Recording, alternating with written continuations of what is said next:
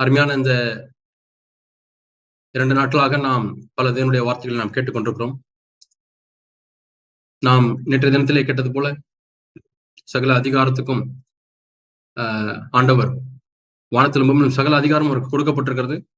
அவருக்கு நாம் கீழ்ப்பட்டிருக்கும் பொழுது சீஷர்கள் உண்டாக்கப்பட்டு கொண்டே இருப்பார்கள். எவ்வளவு ஒரு பாக்கியமான ஒரு வாழ்க்கை. பிறகு நாம் கேட்டோம், இயேசு உயிர்த்தெழுந்து பரத்துக்கு செல்லும் பொழுது அப்போஸ்தலர் 1:8 பரிசுத்தாவி உங்களிடத்தில் வரும்பொழுது நீங்கள் பலனடைந்து என்று பரிசுத்தாவியை பற்றி ஆண்டவர் சொல்கிறார். டைனமைட் என்ற வார்த்தை அதற்கு ஒப்பா இருக்கிறது என்று நாம் கேட்டோம். யோவான் என்ற சுவிசேஷம் 20ஆம் அதிகாரம் 21-22 வசனங்கள் நான் வாசிக்கிறேன். யோவான் என்ற சுவிசேஷம் 20ஆம் அதிகாரம் 21-22. இயேசு மறுபடியும் அவர்களை நோக்கி, உங்களுக்கு சமாதானம் உண்டாவதாக, பிதா என்னை அனுப்பினது போல நானும் உங்களை அனுப்புகிறேன் என்று சொல்லி அவர்கள் மேல் ஊதி பரிசுத்த ஆவியை பெற்றுக் கொள்ளுங்கள். இது எப்பொழுது சொல்லுகிறார் என்றால் 19ஆம் வசனத்திலே வாசிக்கிறோம். வாரத்தின் முதல் நாளாகிய அன்றைய தினம் சாயங்கால வேளையிலே உயிர்த்தெழுந்த உடனே அவர் சீஷர்களுக்கு காட்சியளிக்கிறார். முதல் முறை சீஷர்களுக்கு காட்சியளிக்கும் பொழுது அவர் சொல்கிறார், பரிசுத்த ஆவியை பெற்றுக் கொள்ளுங்கள் என்று சொல்கிறார். அப்போஸ்தலர் நடவடிக்கைகளிலே அவர் பரமேறி போவதற்கு முன்பதாக பரிசுத்த ஆவியை பற்றி சொல்கிறார். இந்த 2 வசனங்களையும் நாம் சேர்த்து பார்ப்போம் என்று சொன்னால், யாரிடத்திலாவது போய் ஆண்டவராய் இயேசு கிறிஸ்து இந்த பூமியிலே உயிர்த்தெழுந்த இயேசுவாக 40 நாட்கள் இருந்தாரே, முதல் நாளில் என்ன பேசினார் என்று சீஷர்களிலே கேட்பார்களே, அவர்கள் சொல்லுவார்கள், 22ஆம் வசனத்திலே சொல்லப்பட்டது போல ஊதி பரிசுத்த ஆவியை பெற்றுக் கொள்ளுங்கள் என்று சொன்னார்.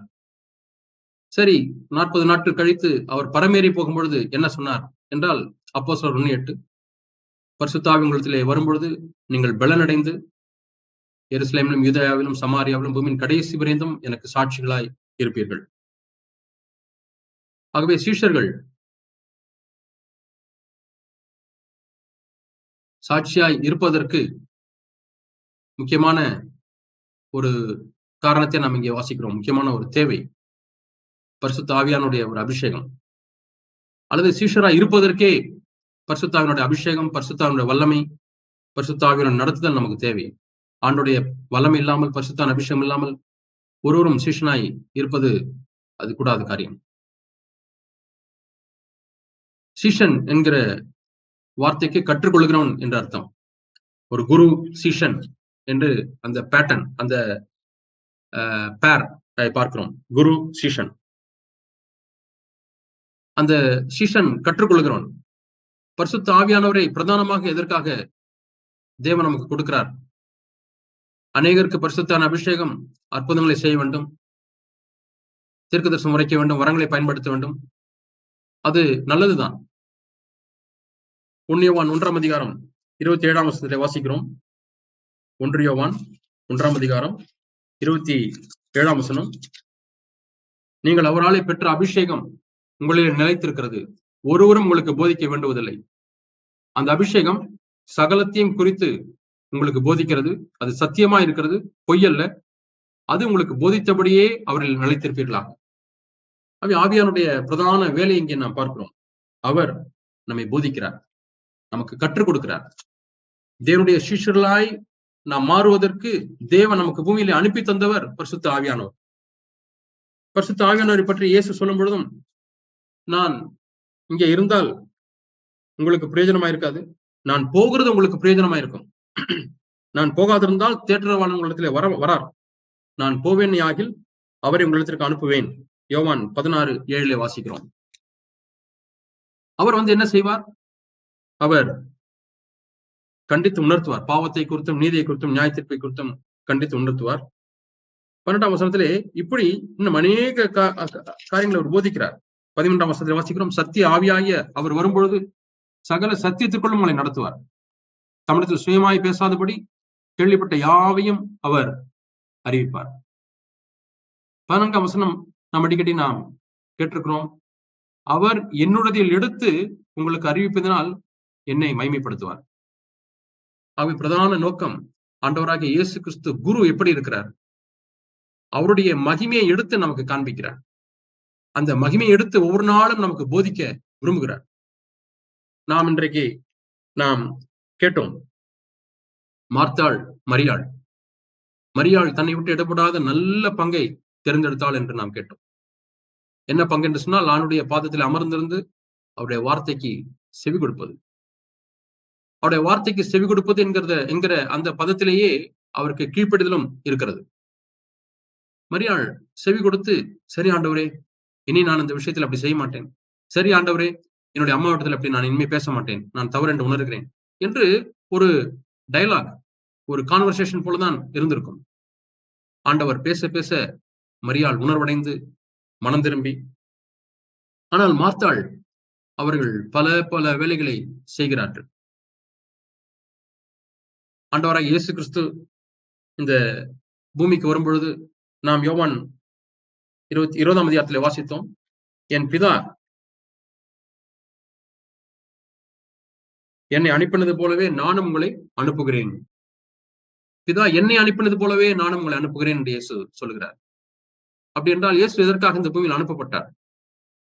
பல இடங்களிலே இயேசு இதற்காகவே நான் வந்தேன் என்று சொல்லுகிறதை நாம் பார்க்கிறோம். ஒரு இடத்துல நான் வாசிக்கிறோம், யோவான் 6:38, என்னை அனுப்பினுடைய சித்தத்தை செய்யும்படியாகவே நான் இந்த உலகத்திற்கு வந்தேன். பிதாவுடைய சித்தத்தை செய்யும்படியாகவே அவர் இந்த உலகத்திற்கு வந்தார். அதை அவர் எபிரேயர்ல விவரித்து சொல்கிறார். எபிரேயர்ல 10ஆம் அதிகாரத்தில் நான் வாசிக்கிறோம். எபிரேயர் 10ஆம் அதிகாரம். அங்கே இயேசு சொல்கிறார், ஆண்டவரே, நீர் பலியையும் காணிக்கையும் நீர் விரும்பவில்லை. எபிரேயர் 10ஆம் அதிகாரத்திலே நான் வாசிக்கிறோம் 5ஆம் வசனத்திலே, அவர் இந்த உலகத்திலே பிரவேசிக்கும் பொழுது பலியையும் காணிக்கையும் நீர் விரும்பவில்லை. உலகத்துல பிரவேசிக்கும் பொழுதே அப்படி அவர் சொல்லிக்கொண்டு அவர் பிரவேசிக்கிறார். பலியும் காணிக்கையும் நீர் விரும்பவில்லை, ஒரு சரீரத்தை எனக்கு ஆயத்தம் பண்ணினீர். சர்வாங்க தகன பலிகளும் பாவ நிவாரண பலிகளும் அவனுக்கு பிரியமானதில்லை என்றீர். ஆனால் எதற்காக நான் இந்த உலகத்திலே வந்தேன்? தேவனே உடைய சித்தத்தின்படி செய்ய இதோ வருகிறேன். அந்த புத்தகத்திலே என்னை குறித்து எழுதியிருக்கிறது என்று சொன்னார்.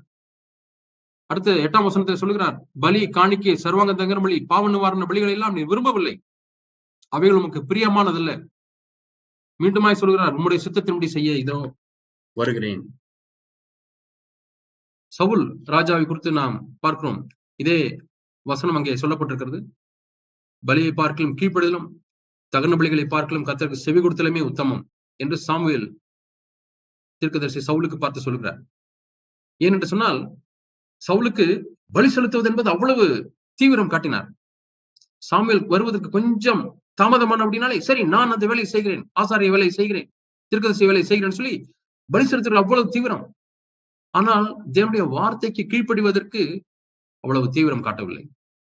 அந்த அமலேக்கியரிலே செழிப்பான காரியங்கள், பலமான ஆடுகள் மாடுகள் எல்லாவற்றையும் அவர் பலி செலுத்தாமல் வைத்து விட்டார். ஆண்டவருக்கு கீழ்ப்படியவில்லை. எரேமியாவிலே நாம் வாசிக்கிறோம் 7ஆம் அதிகாரத்திலே, எரேமியா தேவனுடைய ஆலயத்துக்கு முன்பாக நின்று உள்ளே போகிற ஜனங்களை பார்த்து பிரசங்கிக்கிறார். அந்த ஆலயத்துக்கு உள்ளாக தான் எல்லாரும் நின்று பிரசங்கிப்பார்கள். இயேசுவும் கூட தேவாலயத்தில் உள்ளே பிரவேசித்து தான் பிரசங்கித்தார். ஆனால் இந்த குறிப்பிட்ட இடத்திலே ஆண்டவர் எரேமியாவை நீ உள்ளே போக வேண்டாம் என்று சொல்லிவிட்டார். நீ வாசலிலே நின்று நீ பிரசங்கம் பண்ணு. நாம் அதை நாம் வாசிக்கிறோம்.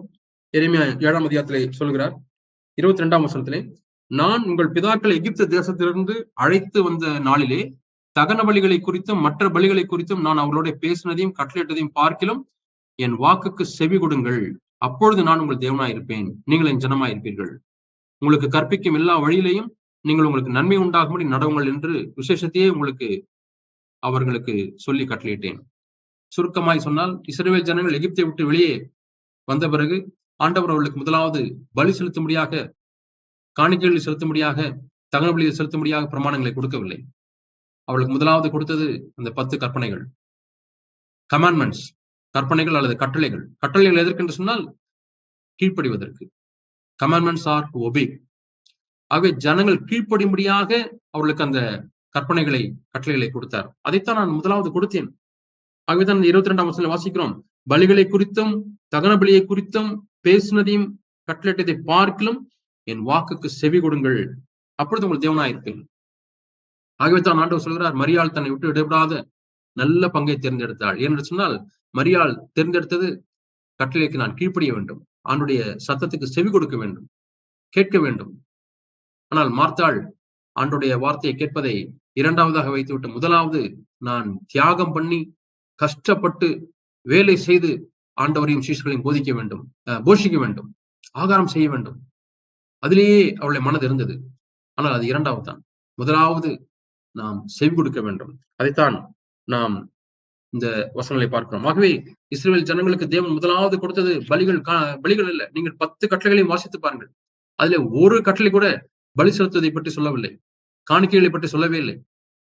ஆனால் இந்த இஸ்ரவேல் ஜனங்கள் இப்பொழுது எதிலே அவர்கள் பிஸியாக இருக்கிறார்கள் என்றால், எல்லாம் பலி செலுத்துவதிலே பிஸியாக இருக்கிறார்கள். எரேமியா வாசலில் நின்று பிரசங்கித்துக் கொண்டிருக்கிறார். ஆனால் ஜனங்கள் எல்லாரும் அவர் என்ன சொல்கிறார் என்பதை கேட்பதற்கு பதிலாக தேர் ஆல் பிஸி. எதிலே அவங்க பிஸியா இருக்காங்கன்னா, ஆடை ஒருத்தன் நிறுத்தி கொண்டு போகிறான், மாடை கொண்டு போகிறான், உள்ளே பலி செலுத்தணும், வழிவிடு ஒரே கூட்டம். எல்லாரும் பலி காணிகளை செலுத்துவதிலே தான் அவர்கள் பிஸியாக இருக்கிறார்கள். இல்லாமல் தேவனுடைய வார்த்தைக்கு அவர்கள் செவி கொடுக்கவில்லை. அன்றைக்கு இஸ்ரவேல் யூதா ஜனங்களுக்கு வந்த நியாய தீர்ப்பினுடைய ஒரு காரணம் என்னவென்றால், ஆண்டவர் சொல்கிறார், 24ஆம் வசனத்திலே வாசிக்கிறோம், அவர்களோ அதை கேளாமலும் செவியை சாயாமலும் அவர்கள் இருதயத்தை கடினப்படுத்தி விட்டார்கள். முன்னிட்டல்ல பின்னிட்டே போனார்கள். பின்மாற்றம் அடைவதற்குள்ள வழி நாம் தேவனுக்கு செவி கொடுக்காமல் இருப்பது, செவியை சாய்க்காமல் இருப்பது. ஆண்டவரே, நீர் என்னிடத்தில் என்ன உணர்த்துகிறீர், என்ன பேசுகிறீர் ஆண்டவரே, என்னென்ன காரியங்களுக்கு நான் இன்னுமாய் கீழ்ப்படியாமல் இருக்கிறேன், உடனே நான் கீழ்ப்படியாமல் இருக்கிறேன், தள்ளி போட்டுக் கொண்டே இருக்கிறேன். ஆண்டவரே, அப்படி வேண்டாம் ஆண்டவரே. நான் பலி செலுத்துவதிலே என்று சொன்னால், ஆலயத்துக்கு போவதிலே, ஊழியம் செய்வதிலே, அதை செய்வது இதை செய்வது, பிஸியாக இருப்பது, அங்கேயும் இங்கே மூடுவது. ஆனால் எதை நான் மறந்து விட்டோம் என்று சொன்னால், ஆண்டவரே, உங்களுடைய வாக்குக்கு நான் செவி கொடுக்க வேண்டும். மீண்டுமாய் இங்கே சொல்கிற 26ஆம் வசனத்திலே, ஆனாலும் அவர்களின் சொல்லை கேளாமலும் தங்கள் செவியை சாயாமலும் தங்கள் கழுத்தை கடினப்படுத்தி தங்கள் பிதாக்களை பார்க்கலும் அதிக பொல்லாப்பு செய்தார்கள். அதிக பொல்லாப்பு ஏன் செய்தார்கள் என்று சொன்னால், ஆண்டுடைய வார்த்தைக்கு அவர்கள் கேட்கவில்லை. 27ஆம் வசனம், இவர் வார்த்தைகள் எல்லாம் சொன்னாலும் அவர்கள் கேட்க மாட்டார்கள், நான் கூப்பிட்டாலும் அவர்கள் பதில் கொடுக்கறதில்லை. எத்தனை முறை ஆவியானவர் மெல்லிய சத்தத்தோடு கூட நம்மை கூப்பிட்டு இருக்கிறார். பிரியமானவர்களே, மெல்லிய சத்தத்தோடு கூட நமக்கு உணர்த்தி இருக்கிறார். அப்பொழுது அதுக்கு நாம் கீழ்ப்படிந்திருக்கிறோமா? ஆண்டவரே, நீர் என்ன சொல்லுகிறீர் என்று நாம் கேட்டிருக்கிறோமா? இப்படியே போனால் என்ன நடக்கும்? 28ஆம் வசனம் வாசிக்கிறோம், அவர்கள் தங்கள் தேவனாகிய கர்த்தருடைய சத்தத்தை கேளாமலும் புத்தியை ஏற்றுக்கொள்ளாமலும் இருக்கிற ஜாதி இதுதான் என்றும், சத்தியம் அழிந்து அது அவர்கள் வாயிலிருந்து அற்றுப்போனது என்றும் சொல். நாம் இந்த புது உடன்படிக்கையின் சத்தியத்தை நம்முடைய சபைகளிலே நாம் பின்பற்றுகிறோம், கேட்கிறோம்.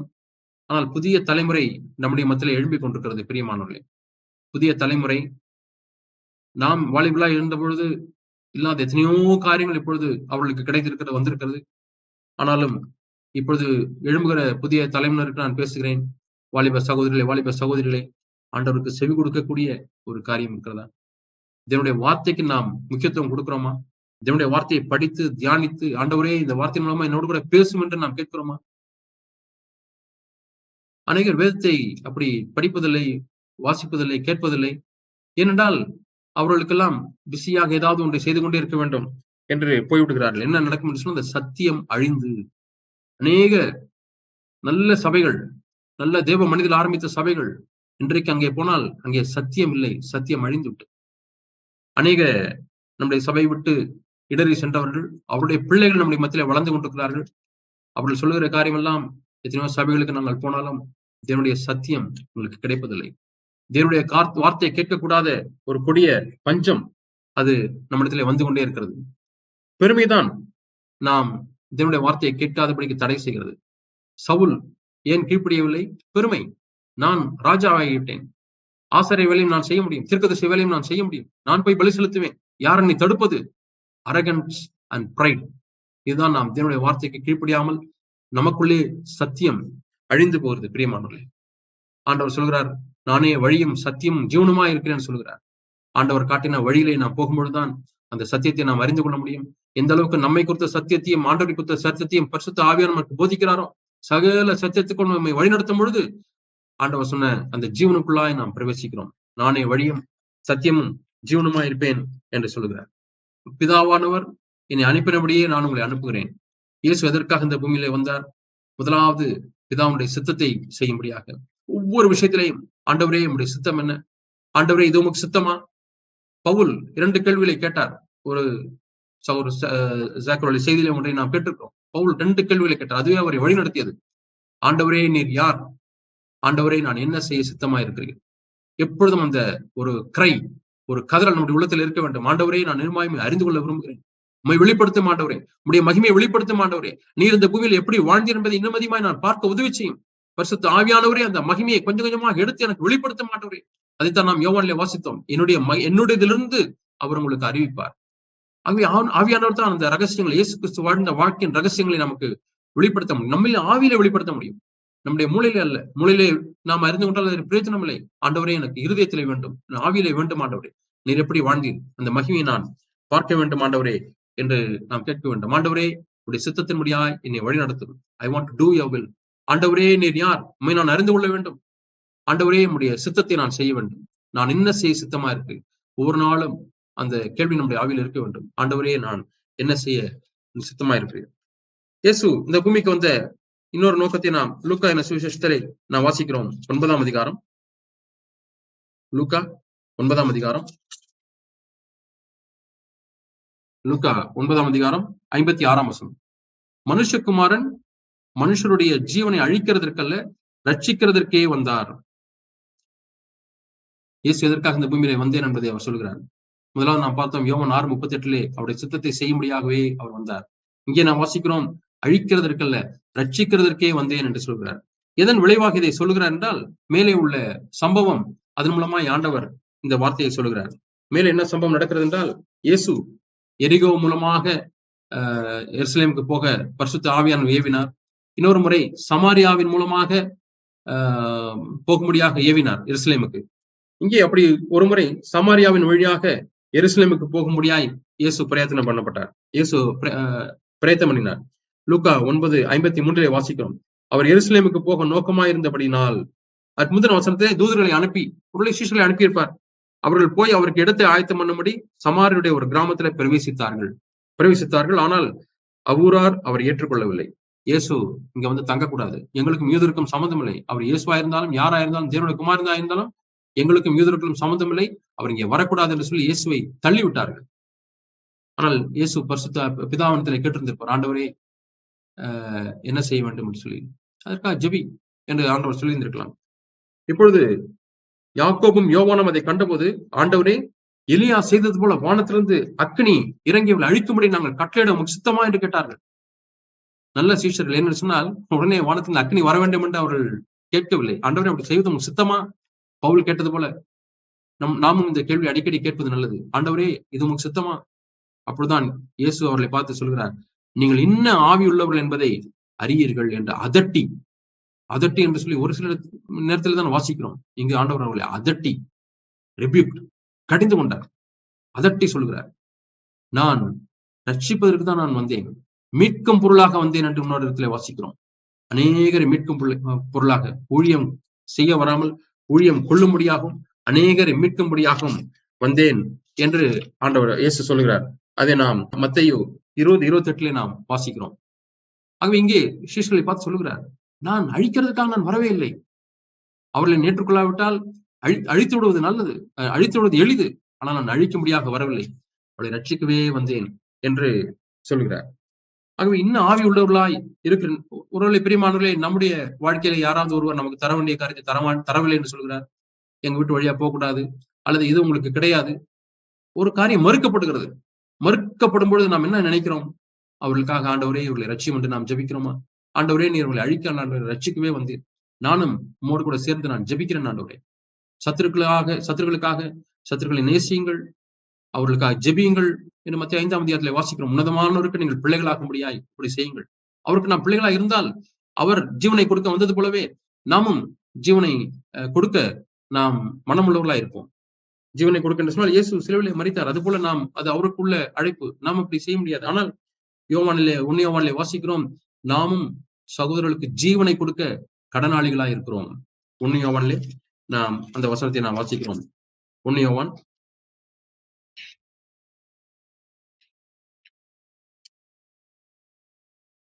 4ஆம் 3ஆம் அதிகாரம் 16ஆம் வசனத்திலே, அவர் தம்முடைய ஜீவனை நமக்கு கொடுத்ததினாலே அன்பு என்னதென்று அறிந்திருக்கிறோம். நாமும் சகோதரருக்காக ஜீவனை கொடுக்க கடனாளிகளா இருப்போம். இங்க எப்படி நாம் ஜீவனை கொடுப்பது என்று சொன்னால் அன்பு. ஏனென்றால் 14ஆம் வசனத்திலிருந்து கிட்டத்தட்ட 22ஆம் வசனம் வரை நாம் சகோதரரை காண்பிக்கக்கூடிய அன்பை குறித்துதான் நாம் வாசிக்கிறோம். அந்த அன்பு வெறும் வசனத்தினாலும் நாவினாலும் இருக்கக்கூடாது. பிரதர் பரவாயில்ல பிரதர், உங்களை நேசிக்கிறேன் பிரதர், உங்க குடும்பத்தை ரொம்ப நேசிக்கிறேன்னு சொல்லி வாயினாலே மட்டும் இருக்கக்கூடாது. அதுதான் நாம் வாசிக்கணும். கிரியினாலும் உண்மையினாலும் அன்பு கூறப்படுவோம்.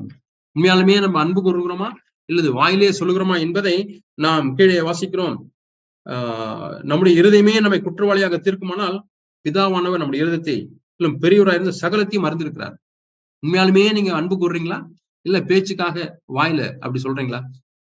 ரொம்ப கஷ்டப்படுறீங்க, உங்களுக்காக நாங்க அன்பு கூறுறோம், உங்களை நேசிக்கிறோம் என்று வாயினால நம்ம சொல்றோமா இல்லது உண்மையாலுமே உள்ளத்தின் ஆழத்திலிருந்து ஜீவனை ஆண்டவரே நான் கொடுக்க கூடுமானால் அன்பு என்று சொன்னால் இங்கே நான் வாசிக்கிறோம், ஆஸ்திகள் இன்னுமாய் அவர்களுக்காக ஜெபிப்பது, பிரயாசப்படுவது, இப்படி நீங்கள் அன்பை கொடுக்கிறீர்களா? அப்படியாலும் நம்முடைய இருதயம் அது நம்மை குற்றப்படுத்தாது. ஆண்டவர் எல்லாவற்றையும் அறிந்திருக்கிறார். ஜீவனை கொடுக்க கடனாளிகளாய் இருக்கிறோம் என்று வாசிக்கிறோம்.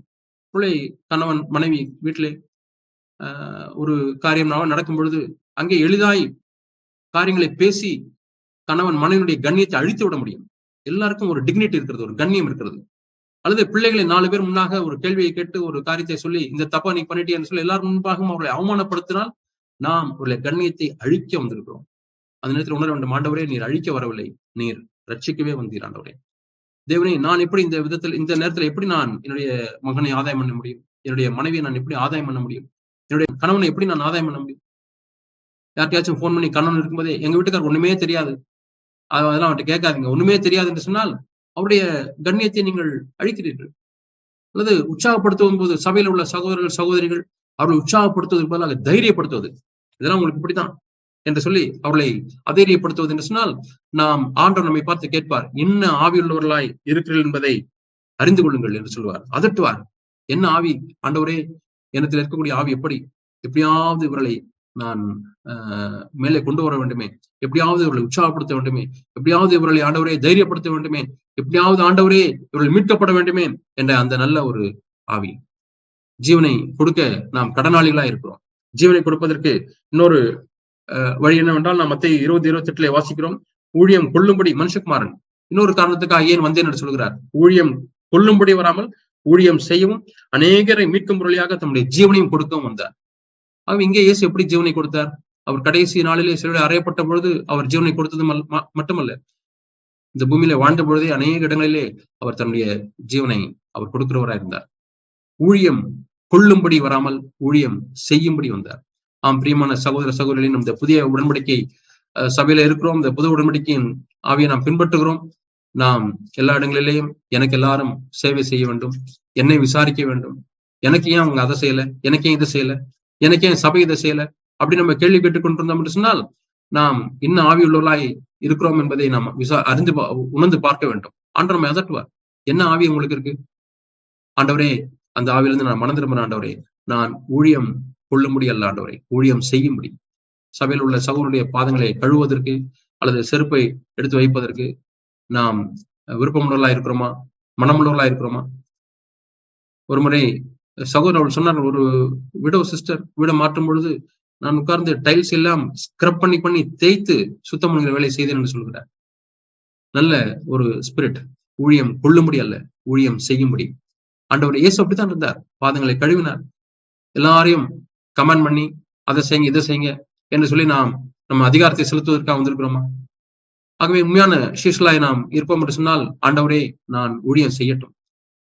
நேற்று நாம் கேட்டோம், பேதுரு கேட்கிறார், ஆண்டவரே எல்லாவற்றையும் விட்டு உண்மை பின்பற்றினோமே, எங்களுக்கு என்ன கிடைக்கும்? ஆனா எல்லாவற்றையும் விட்டு விடும் போது அன்னைக்கு கேட்டாங்களா?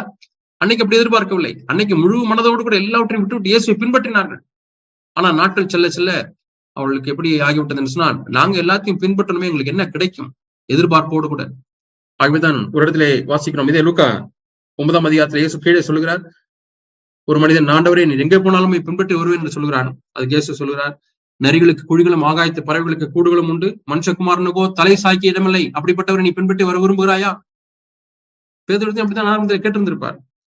கீழே நாம் வாசிக்கிறோம், வேறொருவன் ஆண்டவரை நான் பின்பற்றி வருகிறேன், என்று பின்பற்றுவா என்று சொல்லுகிறார். அது தகப்பனை நான் அடக்கம் பண்ண வேண்டும். வீட்டுல நிறைய வேலை இருக்கு, வீட்டுல நிறைய பொறுப்புகள்லாம் இருக்கு, எனக்கு அதுதான் முக்கியம். உண்மை பின்பற்றுவது எனக்கு செகண்டரி தான், இரண்டாவது தான். அப்படி இருக்கிறவர்களுக்கு சீஷலா இருக்க முடியாது. பிரியமானவர்களே, செல்லும் செலவை கணக்கு பார்க்க வேண்டும் என்று நாம் கேட்டோம். இன்னொருத்தருக்கு நான் முன்பு போய் என் தகப்பனை அடக்கம் பண்ண வேண்டும் என்று கேட்கும் பொழுது, மரித்தோர்த்தங்களை மரித்தோர் அடக்கம் பண்ணட்டும், நீ தேவனுடைய ராஜ்யத்தை குறித்து பிரசங்கி. இன்னொருவன் வந்து கேட்கிறான், ஆண்டவரே உம்மை பின்பற்றுவேன். அதுக்கு இயேசு சொல்கிறார், ஆனாலும் நான் போய் வீட்டில் இருக்கிறவர்களிடத்திலே அனுபவித்துக் கொண்டு வரும்படி எனக்கு உத்தரவு கொடுக்க வேண்டும். முதலாவது நான் அதெல்லாம் செய்யணும். ஆண்டவர் சொல்றார், கலப்பையின் மேல் கை வைத்து பின்னிட்டு பார்க்கிற எவனும். அப்படின்னா ஒரு 4 ஏக்கர் நிலம் இருக்கு, 3 ஏக்கர் நிலம் இருக்கு, கலப்பையில வந்து கை வச்சாச்சு, வந்ததுக்கு அப்புறம் திரும்பி பார்த்து வீட்டுல, ஐயோ நான் அதை செய்யலையே, இட்லி சாப்பிடலையே, சட்னி என்னாச்சு ஃப்ரிட்ஜ்ல வச்சேன்னா, அப்படி இப்படின்னு பின்னாடி திரும்பி பார்த்தோன்னா கலப்பை விட்டுட்டு ஓடிடுவாரு. கலப்பையில கை வச்சாச்சுன்னா திரும்பியே பார்க்க கூடாது. இதுதான் வேலை, இதுதான் முக்கியம். அப்படிதான் ஆண்டவரை பின்பற்றக்கூடியவர்கள் ஆண்டவர் எதிர்பார்க்கிறார். அவர்தான் ஆண்டவருக்கு சீஷரா இருக்க முடியும். அவை ஆண்டவரே, நீர் எப்படி இந்த பூமியில அனுப்பப்பட்டீரோ அதே போல நானும் அனுப்பப்பட்டிருக்கிறேன். நீர் எந்த நோக்கத்துக்காய் இந்த பூமியில வாழ்ந்தீரோ அந்த நோக்கத்தை நான் அறிந்து கொள்ளட்டும் ஆண்டவரே. அந்த நல்ல ஒரு ஆவியை எனக்கு தாரும் ஆண்டவரே. பலியை பார்க்கலும் கீழ்ப்படிதல் ஆண்டவரை, கீழ்ப்படியக்கூடிய ஒரு ஆவியை தாரும், செவி கொடுக்கக்கூடிய ஒரு ஆவியை தாரும். எபிரேயரிலே சொல்லப்பட்ட காரியத்திற்கு பழைய ஏற்பாட்டிலே உபாகமம் 15ஆம் அதிகாரத்திலே வாசிக்கிறோம். அந்த அடிமை அவன் காதிலே அவன் ஓட்டை போடப்பட வேண்டும். இந்த எஜமான்ட்டியே நான் இருக்கிறேன் அப்படின்னு தன்னை முழுமையாய் அர்ப்பணிக்கக்கூடியவன். 2 விதமான அடிமைகள். காது ஓட்டை போடாத அடிமை, எப்ப சான்ஸ் கிடைக்கும் இதை விட்டு போயிடலாம், அது வரைக்கும் இந்த 7 வருஷம் அந்த சபையில இருப்போம், சான்ஸ் வந்தா கிளம்பிடுவோம், காலேஜுக்கு வேற வேற ஊருக்கு போகும்போது இந்த சபையை வேண்டாம், ஒண்ணு வேண்டாம். அப்படிதான் எலிமெலேக், மக்லோன், கிளியோன் எல்லாம் பெத்லேமை விட்டு ஓடி போனார்கள். ஆனால் அவர்களுக்கு நடந்தது நமக்கு தெரியும். ஆனால் காதிலே ஓட்டை போட்ட ஒரு அடிமை என்றால் தேவனுக்கு செவி கொடுக்கக்கூடிய ஒரு சீஷன். அவன் எஜமான் வேண்டாம் என்று சொன்னாலும், ஆண்டவரே எஜமானே உம்மை நான் நேசிக்கிறேன், இங்கேயேதான் நான் இருப்பேன் என்று தன்னை முழுமையாய் அர்ப்பணித்தவன். பிரியமானவர்களே, நாம் எவ்வித சீஷர்களாய் இருக்கிறோம்? செவி கொடுக்கக்கூடிய சீஷராய், காது திறக்கப்பட்டவர்களாய், செவி திறக்கப்பட்டவர்களாய் சீஷர்களாய் நாம் இருக்கிறோமா? கேட்கிறவர்களாய் இருக்கிறோமா? அல்லது ஏதோ வந்து விட்டோம், கொஞ்ச நாட்கள் இருப்போம், அடுத்த சான்ஸ் கிடைத்தா எஸ்கேப் ஆயிரும் என்று இருக்கிறோமா? இந்த நாளிலே பரிசுத்த ஆவியானவரை ஊதி பெற்றுக் கொள்ளுங்கள் என்று சொன்னார். ஏனென்று சொன்னால் அந்த ஆவியானவர் நமக்கு போதிக்க விரும்புகிறார். ஆண்டவரே, நான் நமக்கு சீஷனா இருக்க விரும்புகிறேன், உடைய அபிஷேகம் இல்லாமல், பரிசுத்தாவின் நிறைவில்லாமல் நல்ல சீஷனால வாழ முடியாது, என்னை நிரப்பிரலும் என்று நாம் கேட்போம். தேவன் நம்முடைய மத்தியிலே பெரிய காரியங்களை செய்வாராக. ஆண்டவருக்கு பல இடங்களிலே அநேக வல்லமையுள்ள சீஷர்கள் எழும்புவார்கள. நானும் இந்த வழியிலே வாழ விரும்பி என்னை அர்ப்பணிக்கிறேன். கர்த்தர் நமக்கு உதவி செய்வாராக. நாம் கண்களை மூடி நாம் ஜெபிப்போம். விக்டர் பிரதர் நம்முடைய மத்தியிலே இருந்தால் அவர்கள் ஜெபிக்க முடியாது கேட்டார். சகோதரர் விக்டர் அவர். எங்கள் பரம தகப்பனே, நீர் எங்களோடு கூட ஆண்டவரே, நீர் திருவுளம் பெற்ற நம்முடைய திவ்ய வார்த்தைகளுக்காக உமக்கு ஸ்தோத்திரம் தகப்பனே. அம்பிதாவே, செவி கொடுத்தது எவ்வளவு உத்தமம். நான் கேட்டது போல எங்களுடைய காது திறக்கப்பட்ட ஆண்டவரே, காது குத்தப்பட்ட அடிமைகளாயிருந்து உண்மை ஆண்டவரே நேசிக்கிற இடத்துல இருந்து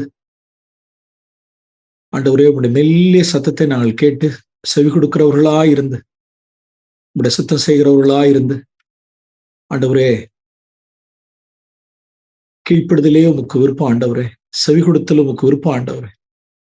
பரிசுத்த ஆவியானவருடைய ஒத்தாசை இல்லாதபடிக்கு எங்களால் ஒன்றும் செய்யலாத ஆண்டவரே, எங்களை அப்படியாய் நடத்திருங்க ஆண்டவரே. நாள் மாத்திரம் அல்ல ஆண்டவரே, நாங்களும் எங்களுடைய மனைவி பிள்ளைகளும் எங்களுடைய குடும்பங்களும் எங்களுடைய சபையாரும் தாப்பனே உங்களுடைய உத்தம சீஷத்துவ வாழ்க்கைக்கு நாங்கள் உந்தி தள்ளுங்க ஆண்டவர். பரிசுத்த ஆவியினால் எங்களை அபிஷேகம் ஆண்டவர். நீர் எங்களை நம்பி இணக்கத்தக்கதாக ஒரு உத்தம சீஷர்களாய் நாங்கள் வாழ்ந்து விட உங்களுடைய ஆவியினால் எங்களை அனுகிரகம் செய்யுங்க, எங்களை பலப்படுத்துங்க. உமக்கே மகிமை செலுத்துகிறோம். இயேசு நல்லமிக்க நாமத்தில் பிதாவே, ஆமென்.